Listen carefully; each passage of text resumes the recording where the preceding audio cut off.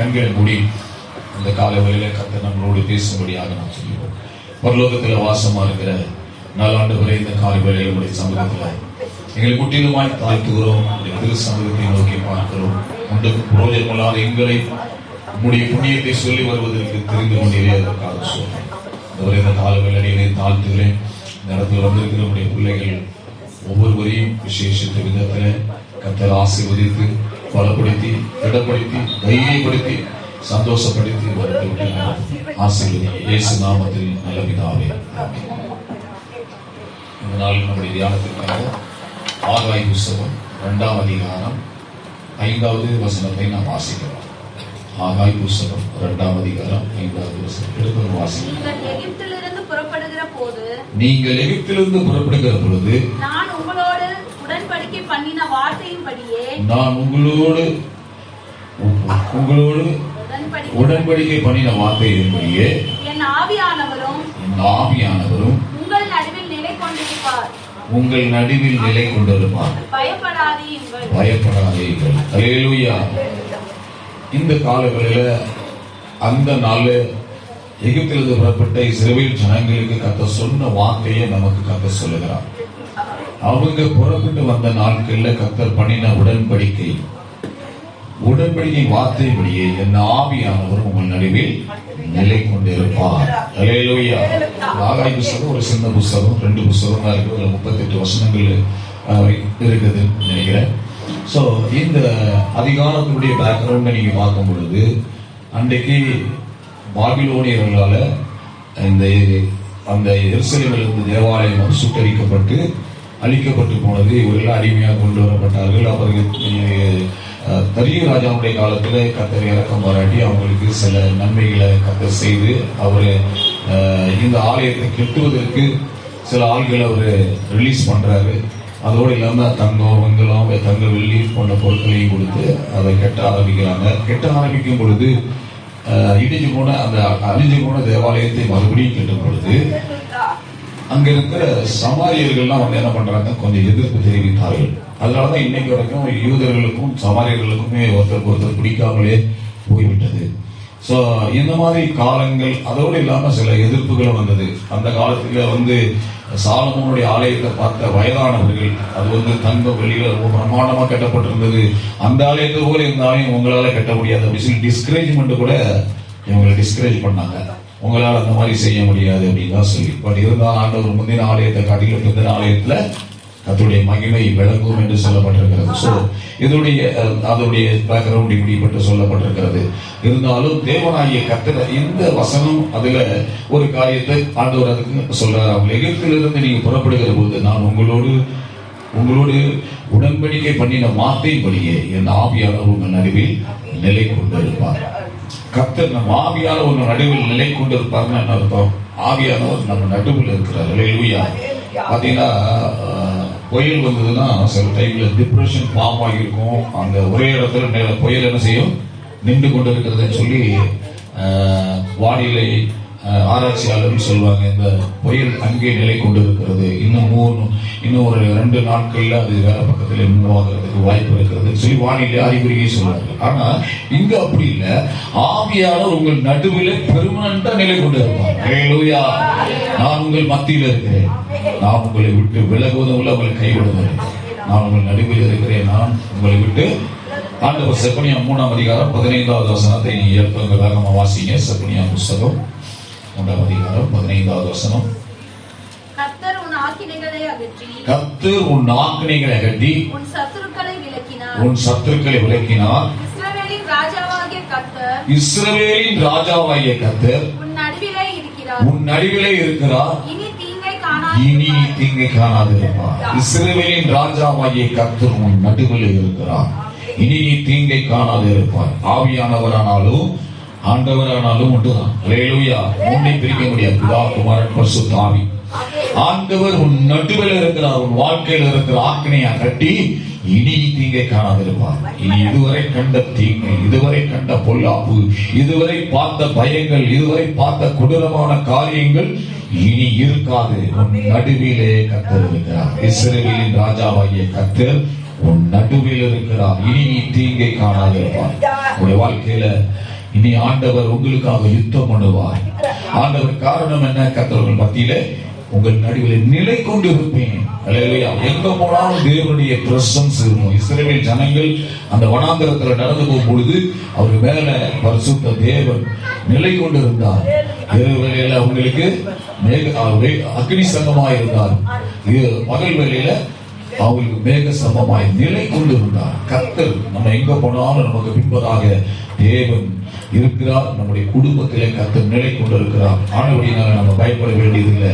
வேதாந்தத்தில் இன்னொரு வசனத்தை நாம் வாசிக்கலாம். யோபு 29:4. சரி, 29:4.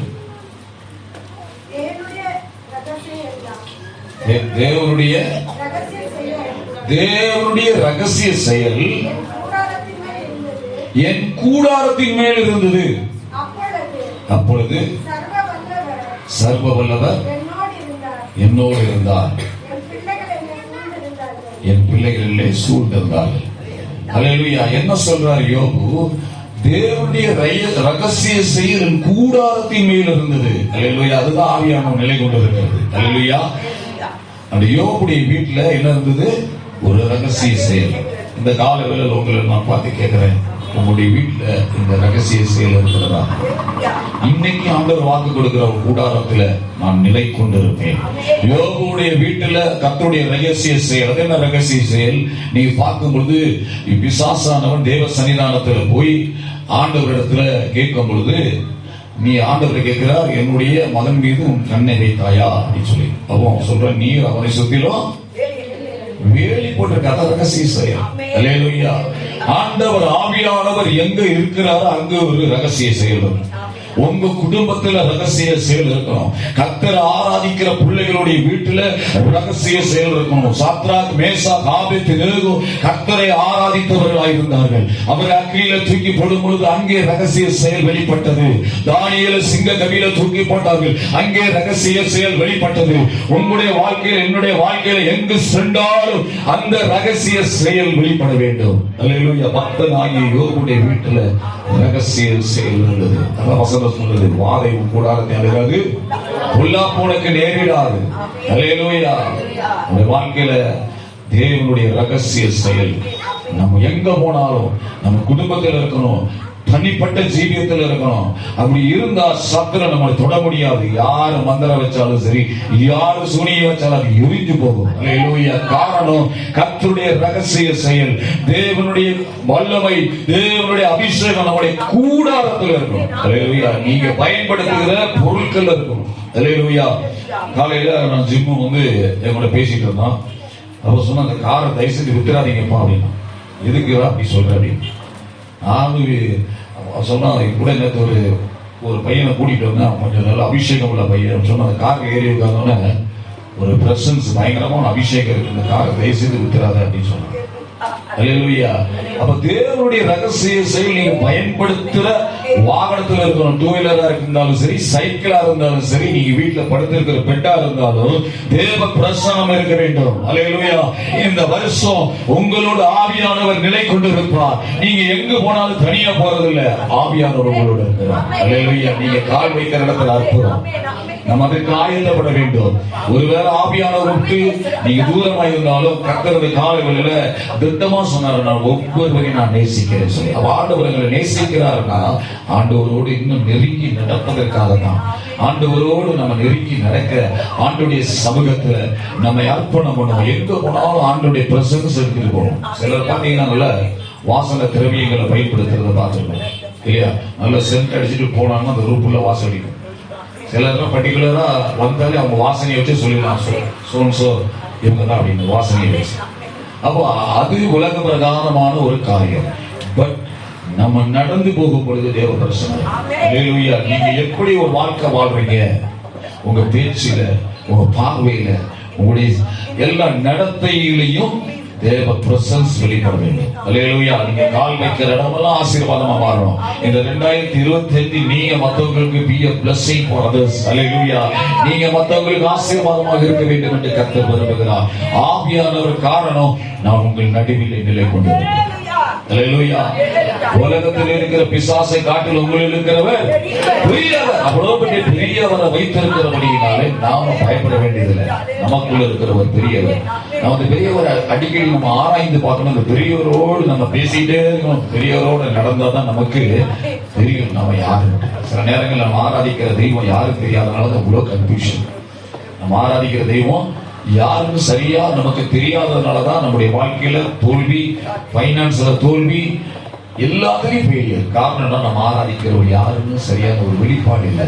நம்ம ஆராதிக்கிற தேவன் வானத்தையும் பூமியை படைத்தவர். வானம் எனது சிங்காசனம், பூமி எனது பாதபடி என்று சொன்னார். அந்த தெய்வத்தை ஆராதிச்சீங்கன்னா அவரோடு ஆளுகை செய்வதற்கும் கர்த்தர் நமக்கு அதிகாரம் கொடுத்திருக்கிறார். அல்லேலூயா. ஆண்டவர் மேல அன்பா இருக்கிறபடினால அந்த ஆசீர்வாதத்துக்கு பங்குள்ளவங்களா நீங்களும் நானும் ஆண்டவருடைய சமூகத்துல நீங்க என்ன செய்யணும்? ஆண்டவரோடு அந்த பங்கை பெற்றுக் கொள்கிறவர்களாக இருக்க வேண்டும். அல்லேலூயா. யோவான் 14ஆம் அதிகாரம் 16வது வசனத்தை நாம் வாசிக்கிறோம். யோவான் 14ஆம் அதிகாரம் 16வது வசனம். நான் பிதாவை வேண்டிக் கொள்ளுவேன். நான் பிதாவை வேண்டிக் கொள்ளுவேன். அப்பொழுது என்றென்றைக்கும் உங்களுடனே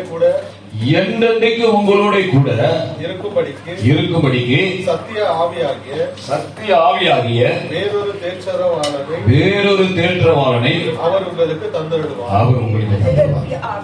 என்றென்றைக்கு நம்மளோடு இருக்கக்கூடிய பிதாவை நான் வேண்டிக் கொள்ளுவேன். என்றென்றைக்கும் நம்ம கூட இருக்கக்கூடிய சத்திய ஆவியாகிய வேறொரு தேற்றவாளனை நமக்கு தந்தருவார். அல்லேலூயா. இந்த காலவேளையில் 2025ஆம் ஆண்டுல கால் எடுத்து வைத்திருக்கிற நாம் சத்திய ஆவியானவர் நம்ம கூட இருக்கிறாரா? ஒருவேளை சத்திய ஆவியானுடைய அபிஷேகம் நமக்குள்ள இல்லையா, இருக்குதான்னு சொல்லி ஆராய்ந்து பார்த்து அந்த ஆவியானவரை பெற்றுக்கொள்ளணும். ஆண்டவர் சொன்னார், ஆண்டவர் ஏற்கனவே வாக்கு கொடுத்திருக்காரு, பொல்லாதவராகிய நீங்கள் உங்கள் பிள்ளைகளுக்கு நல்ல ஈவுகளை கொடுக்காதது இருக்கும் பொழுது நம்மிடத்தில் வேண்டிக் கொள்வர்களுக்கு பரிசுத்த ஆவியை கொடுப்பது அதிக நிச்சயம் அல்ல, 100% கேரண்டி. யோவேல் தீர்க்கதரிசி புத்தகத்துல கூட கர்த்தர் சொல்லி கடைசியான நாட்கள்ல மாம்சமான யாவர் மேல ஆவியை ஊற்றுவேன் என்று சொல்லியிருக்கிறார்.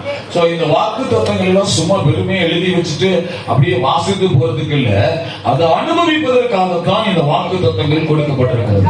இந்த வாக்கு தத்தங்கள் கிறிஸ்து இயேசுவுக்குள் ஆமென் என்று சொல்லப்பட்டிருக்கிறது. ஆண்டவருடைய வார்த்தையை நீங்க கேட்கிற நீங்கள் ஆண்டவருடைய அபிஷேகத்தையும் ஆண்டவருடைய சமூகத்துல இந்த வார்த்தையை கேட்டு, ஆண்டவரே நீங்க சொன்ன வார்த்தையினாலே என்னை அபிஷேகம் கேளுங்க. இந்த 2025 ஒரு எழுப்பதுல பார்ப்போம் சொல்லி ஏற்கனவே தேவ மனிதர்கள் இந்த இடத்துல வாக்கு தத்தங்கள் தீர்க்க தரிசனமாய் சொல்லி போயிருக்கிறார்கள். அதற்கு தீர்க்க தரிசனத்தை கேட்பது ஒரு அனுபவம், தீர்க்க தரிசனத்தை செயல்படுத்துறது நம்முடைய கருத்து. தீர்க்க தரிசனம் நேராய் பயணிக்கிறது நம்முடைய கடமையாய் இருக்கிறது. நான் உங்களை 4 மாடிக்கு கூட்டிட்டு போறேன்னு சொன்னேன். 4 மாடிக்கு கூட்டிட்டு போறேன்னு சொல்லிட்டு நான் மாத்திரம் 4 மாடிக்கு போயிட்டு வரல. நீங்க என்ன செய்ய, அதுக்கு ஆயத்தப்படுத்துறீங்க. ஒருத்தரை பார்க்க ஒரு நாள் மத்தியானம் போயிட்டு இருக்கிற ஒருத்தர் அவன் ஒய்ஃபு பிள்ளைங்க போயிட்டு இருக்கிறாங்க. எங்க போய் காலையில ஆராதனைக்கு வரல அப்படின்னு. இல்ல பாஸ்டர், நைட்டு ஆல் நைட் பிரேயருக்கு அட்டென்ட் பண்றோம். இப்போ நம்ம 4 கோடி போறதுக்கு நாங்க கொஞ்சம் பெட்டி படிக்கலாம் வாங்க வேண்டியது இருக்கு அப்படின்னு சொன்னாங்க. அப்ப என்ன செய்ய ஆயத்தப்படுறாங்க. அல்லேலூயா. சோ ஆண்டவர் வாக்கு சொன்னார்னா, அந்த வாக்கு தீர்க்க தரிசனமான காரியங்களை சொன்னார்னா அதுக்கு நேரா நாம் என்ன செயல்படுகிறதா இருக்கும். இல்லையா, கூட்டிட்டு போறேன்னு சொன்ன உடனே எத்தனையோ அரேஞ்ச்மெண்ட்ஸ் நம்ம செஞ்சோம் இல்லையா? அதே மாதிரி தான் இந்த அபிஷேகத்தை பெறுவதற்கு தேவனுடைய வார்த்தைகளை நம்ம சுதந்திரிப்பதற்கு முயற்சி எடுக்கணும். உபவாசம் பண்ணணும், ஆண்டவருடைய சமூகத்துல வைராக்கியமா கேட்கணும். உலகத்துல நம்ம எதை சம்பாதிச்சாலும் மண்ணோட போயிடும். இந்த பரிசுத்த ஆவியானவருடைய அபிஷேகம் இல்லாத ஒரு வாழ்க்கை அது ட்ரையாவே இருக்கும். உன்னதத்தில் இருந்து ஊட்டப்படும் மட்டும் அது அப்படியே இருக்கும் சொல்லி ஏசாயா புத்தகத்துல ஒரு வசனம் சொல்லி, உன்னதத்திலிருந்து ஊட்டப்படுற வரைக்கும் அது அப்படியே. இன்னைக்கு உன்னதத்திலிருந்து ஊட்டப்படும் பொழுது அவருடைய லைஃப்ல ஒரு பெரிய செழிப்பு உண்டாகும். ஒரு இடத்துல மழை பெஞ்சதுன்னா அந்த இடம்லாம் கிரீனா மாறும்.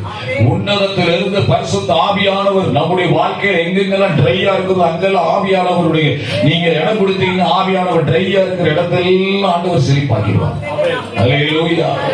வாழ்க்கையில ஒரு புதிய காரியத்தை கர்த்தர் செய்ய போறார். அதான் கர்த்தர் சொன்னார், நான் உங்களோடு நிலை கொண்டிருப்பேன். அல்லேலூயா. நான் உங்கள் நடுவில் நிலை கொண்டிருப்பேன். நிலை கொண்டிருந்து சும்மா வேடிக்கை பார்க்கறதுக்கா? கர்த்தர் அற்புதத்தை செய்வார். ஒரு புயல் காற்று மேல இருந்ததுன்னா இங்க பாருங்க, சென்னையில உருவான நிலை கொண்டிருக்கிற புயல் காரணமா என்ன செய்யுது? பெங்களூர்ல மழை பெய்யுது, சுத்தி இருக்கிற இடங்கள்லாம் மழை பெய்யுது. அது போலதான் நம்முடைய ஆவியானவர் நம்ம குடும்பத்தில் நிலை கொண்டிருந்தாருன்னா சுத்தி இருக்க இடமெல்லாம் ஆசீர்வதிக்கப்படும், சுத்தி இருக்க இடமெல்லாம் ஆசீர்வதிக்கப்படும். ஒன்னு நிமித்தமாய் ஆண்டவர் பக்கத்தில் இருக்கிறவங்க, உங்க சொந்தக்காரங்க எல்லாரும் அவங்க ஆசீர்வாதமா மாறுவாங்க. நாம் அந்த ஆவியானவரை விட்டுவிடக்கூடாது. நிலை கொண்டிருக்கிற ஆவியானவரை எப்பொழுதும் அவருடைய சத்தத்தை கேட்டு அவருடைய வார்த்தையின்படி நம்ம நடக்க வேண்டியவர்களாக இருக்கிறோம். அல்லேலூயா. இந்த ஆவியானவரை குறித்து நீங்க படிக்கும் பொழுது முதலாவது ஆதியாகம புத்தகத்துல 1ஆம் அதிகாரத்துல 2வது வசனத்துல சொல்லுகிறது, தேவாவியானவர் ஜலத்தின் மேல் அசைவாடி கொண்டிருந்தார். அல்லேலூயா. அது கீழே என்ன இருந்துச்சு? அசைவாடி கொண்டிருக்கும் கீழே தேவன் வெளிச்சம் உண்டாக கடவுள் என்றார். வெளிச்சம் உண்டாகிட்டு ஆவியான அசைவாடி கொண்டுதான் கீழே ஜலத்திற்கு என்ன இருந்துச்சு? இருள் இருந்தது, ஒழுங்கின்மை இருந்தது சொல்லப்பட்டது. அப்போ தேவாவியானவர் நிலை கொண்டிருந்த பொழுது, அந்த அசைவாடி இருக்க பொழுது எல்லாத்தையும் ஆண்டவர் செப்பரேட் பண்ணி நீட்டா எல்லாமே அழகா ஆர்கனைஸ் பண்ணிட்டார். இன்னைக்கு நம்முடைய குடும்பத்தில் தேவன் நம்மையில ஆண்டவர் நிலை கொண்டிருப்பார். ஆனால் நம்முடைய வாழ்க்கையில் இருக்கிற எல்லா காரியத்தையும் என்ன செய்வார்? சரி செய்வார். எல்லாத்தையும் வெளிச்சம் தனியா, இருள் தனியா, எல்லாத்தையும் ஆர்டர் ஆக்கிடுவார். ஒரு சூப்பர் ஆக்கி தரணும்னா அந்த ஆவியானவர் இருப்பதற்கு நீங்களும் நானும் இடம் கொடுக்கணும். அல்லேலூயா. உங்க வீட்டுல நான் உட்கார்றேன், நீங்க பாடி கிச்சன்ல வேலை செஞ்சுக்கிட்டு போன்ல பேசிட்டு இருந்தீங்கன்னா நான் என்ன பண்ணுவேன்? கொஞ்ச நேரம் உட்காந்து பார்ப்பேன், உங்களுக்கே தெரியாம நான் போயிடுவேன். அப்புறமா நீங்க பாஸ்ட் வந்தாரு எங்க தெரிஞ்சீங்கன்னா இருக்கணும். அது போலதான் ஆவியானவருக்கு நான் கண்டுக்காம விட்டுட்டோம்னா ஆவியானவர் நம்மளை விட்டு போயிடுவோம். சோ அபிஷேகம் பெற்றனா அநேகர் அபிஷேகத்தை மூடி வச்சிருக்கீங்க, அநேகர் கத்த திரும்பி அபிஷேகம் கொடுத்திருக்கிறார். சிலர் அபிஷேகத்துக்காக வாஞ்சிக்கிறாங்க, அபிஷேகம் கிடைக்கல. ஆனா ஒரு சிலருக்கு கத்தர் இலவசமா அப்படியே கேட்ட நேரத்துல கொடுத்திருக்காரு. இந்த அபிஷேகம் உங்களுடைய வாழ்க்கையில உன்னை பிரியமாய் மாற்றும். அந்த அபிஷேகத்தை வைத்து நீங்க செபிக்கணும். சாதாரணமா கத்தர் ஒரு ஊழியரை பயன்படுத்துறாருன்னா அபிஷேகம் தான், வேற ஒண்ணுமே கிடையாது. யாரெல்லாம் கத்தர் பயன்படுத்தலாம் அபிஷேகம். அதனால் இந்த நாட்கள் ஆழமா நான் கத்துக்கொண்டேன். ஆண்டுடைய சமூகத்தில் எவ்வளவு நேரம் நீங்க காத்திருக்கிறீங்களோ அவ்வளவு தேவனுடைய அபிஷேகமும் வல்லமையும் இறங்கி வரும். நேரத்தில் ஒரு வீட்டுக்கு அழைக்கப்பட்டிருந்த ஒருத்தருக்கு அவருக்கு ஆபரேஷன் ஆகி இருந்தது. அவருக்கு தேங்க்ஸ் கிவிங் மீட்டிங் வைத்திருந்தாங்க. பெரிய தேங்க்ஸ் கிவிங் மீட்டிங் சொல்லி போட்டு ஜோம் பண்றதுக்கு ஆயத்தாங்க சொல்லி போகும்போது வீட்டுல கொஞ்சம் பேர் உட்கார்ந்து இருந்தாங்க. அவங்க வீட்டுல அப்ப சொன்னாங்க இந்த மாதிரி தேங்க்ஸ் கிவிங் சொல்லி. அந்த இடத்துல நான் ஆண்டுடைய வார்த்தையை அவருக்கு ஷேர் பண்ணி அந்த வீட்டுல எல்லாருக்கும் நான் ஜெபித்தேன். ஒருத்தங்களுக்கா ஜெபிச்சுட்டு இருக்கும் பொழுது அந்த மூலையில் இருக்கிற ஒரு வாயு பண்ணி ஆட ஆரம்பித்து. அப்போ என்ன நான் புரிஞ்சுக்கிட்டேன்னா தேவ பிரசனம் அந்த இடத்துல அவ்வளவா கடந்து போகிறது. அந்த வீட்டுல நம்ம ஒண்ணும் பண்ண முடியாது. ஏன்னா அவங்க அரபுர் அவங்க புதுசா ஆண்டவரை அறிந்து கொண்டு இருக்கின்றார்கள். அந்த இடத்துல அந்த பொண்ணுக்கு விசாரித்து நான் சொன்னேன் இந்த மாதிரி இந்த இடத்துக்கு வாமா நான் ஜெபிக்கிறேன்னு சொல்லி. சோ தேவ ஆவியானவர் எங்க இருக்கிறாரோ அங்க விடுதலை உண்டு. அல்லேலூயா. அதுதான் பைபிள்ல வசனம் நமக்கு சொல்லுகிறது. சோ பரிசுத்த ஆவியானவர் எங்க இருக்கிறாரோ அங்கு நமக்கு விடுதலை. ஆவியானவர் மத்தியில நிலை கொண்டு இருப்பது மாத்திரமல்ல, அவர் நம்மை விடுவிக்கிறவராய் இருக்கிறார். அல்லேலூயா. அநேக காரியங்கள் நான் உங்களுக்கு சொல்லலாம். பட் இருந்தாலும் நேரம் கடந்து போகிறபடினால சீக்கிரமாக நான் உங்களுக்கு சொல்ல நான் வாஞ்சிக்கிறேன். தாவீது சொல்ற சங்கீதம் 139 7, 8, 9, 10 வசனங்களை வாசிங்க. உம்முடைய ஆவிக்கு மறைவாக எங்கே போவேன்? உங்களுடைய சமூகத்தை விட்டு எங்கே ஓடுவேன்? நான் வானத்துக்கு ஏறினாலும் நீர் அங்கே இருக்கிறேன். நான் பாதாளத்தில் படுக்கை போட்டாலும் நீர் அங்கே இருக்கிறேன். விடிய காலத்து செட்டைகள் எடுத்து சமுத்திரத்தின் கடையாந்திரங்களில் தங்கினாலும் அங்கேயும் அது வலதுகரம் என்னை நடத்தும். அல்லேலூயா. ஆண்டவர் ஆவியானவருடைய மறைவுக்கு மனுஷன் எங்கேயுமே மறைக்க முடியாது. ஆவியானவர் தாவீது தான் சொல்றாரு, உம்முடைய ஆவிக்கு மறைவாக நான் எங்கே போவேன்? அதான் சொல்ற கர்த்தருடைய 7 கண்கள் பூமி எங்க ஒரு ஆவி கொண்டது. அநேக நேரம் நம்ம என்ன நினைக்கிறோம், யாரும் பார்க்கல, மனுஷனுக்கு தெரியாம எல்லா காரியத்தையும் நம்ம ரகசியமா செய்ய நினைக்கிறோம். உங்களுடைய ஆவிக்கு மறைவாக நான் எங்க போறேன்? எங்க போனாலும் ஆண்டவர் இருக்கிறார். எங்க பூமி, அதாவது விடிய காலத்து சட்டைகள் எடுத்து சமுத்திரத்தின் கடையாந்திரங்கள் போனாலும் அங்கேயும் ஆண்டவர் இருக்கிறார். நான் எங்கே போய் பாதாளத்தில் படுக்கப்பட்டாலும் அங்கேயும் இருக்கிறார். எங்க போனாலும் ஆண்டவர் இருக்கிறார். அல்லேலூயா. ஆண்டவர் நமத்தில நிலை கொண்டு இருக்கிறார். இந்த காலங்களில அந்த தெய்வத்தை தெய்வமா கொண்டிருப்பது எவ்வளவு பெரிய பிளஸிங் பாருங்க. அல்லேலூயா. உங்களுக்கும் எனக்கும் ஆண்டவர் அப்படிப்பட்ட கர்த்தரை வெளிப்படுத்திருக்கிறபடினால அவரோட நடப்பதை தவிர வேற ஒன்றுமே இல்லை. ரோமர் 5ஆம் அதிகாரம் 5வது வசனம் அவருக்கு ரொம்ப ஃபெமிலியரான வேர்டு. அது எல்லாருக்கும் மனப்பாடமா தெரியும். மேலும் நமக்கு அருளப்பட்ட பரிசுத்த ஆவியினாலே உங்கள் இருதயங்களிலே தேவ அன்பு ஊட்டப்பட்டது. அல்லேலூயா. அந்த பரிசுத்த ஆவியினாலே தேவ அன்பு. அல்லேலூயா. உலக பிரகாரமான அன்பு இல்ல, தேவ அன்பு நம்முடைய இருதயங்களிலே ஊட்டப்பட்டது. பரிசுத்த ஆவியினாலதான் தேவ அன்பு ஊட்டப்பட்டது. இன்னைக்கு உலகத்துல பலவிதமான அன்புகள் இருக்குது. பணத்துக்கு பின்னாடி போற அன்பு, அப்புறம் உபச்சாரத்துக்கு பின்னாடி போற அன்பு, லஸ்ட், இப்படிப்பட்ட அன்புகள்லாம் இருக்குது. அந்த அன்பெல்லாம் மாயமான அன்பு. ஆனா பரிசுத்த ஆவியினால ஊத்தப்படுகிற ஒரு அன்பு பரிசுத்தமான அன்பு. அல்லேலூயா. உன்னை போல பிறனை நேசி. அல்லேலூயா. சொன்ன 10 கட்டளையை சுருக்கி 2ஆ கொடுத்தாரு. அதுல எல்லாமே இந்த 10 அடங்கி இருக்குது. உன்னை போல பிறனை நேசினால விபச்சாரம் செய்யாது இருப்பாயாக. உன்னை போல பிறனை நேசி அப்படின்னா அதுல எல்லாமே உள்ள மறைந்து இருக்கிறது. ஆரம்பமா யோசித்து பார்த்தீங்கன்னா மறைந்து இருக்கிறது. பொருளை இச்சையாக இருப்பாயாக அப்படின்னா அதுல உன்னை போல் பிறனையும் நேசி அப்படின்னா அவன் பொருளை நீ ஏன் திருடுறதா அர்த்தம். அவன் மனைவியை நீ இச்சிக்கிறன்னு அர்த்தம். அல்லேலூயா. அப்போ நாம இந்த பரிசுத்த ஆவி நமக்குள்ள ஊத்தப்பட்டிருக்கிறபடினாலே, அந்த தேவ அன்பு நமக்குள்ள இருக்கிறபடினால அது நம்மளை ஒரு நாளும் வெட்கப்படுத்தாது. ஆவியானவர் நமக்கு நிலை கொண்டிருக்கிறார். நமக்கு நிலை கொண்டிருக்கிறார். இருதயங்களை ஊத்தப்படுகிறார்.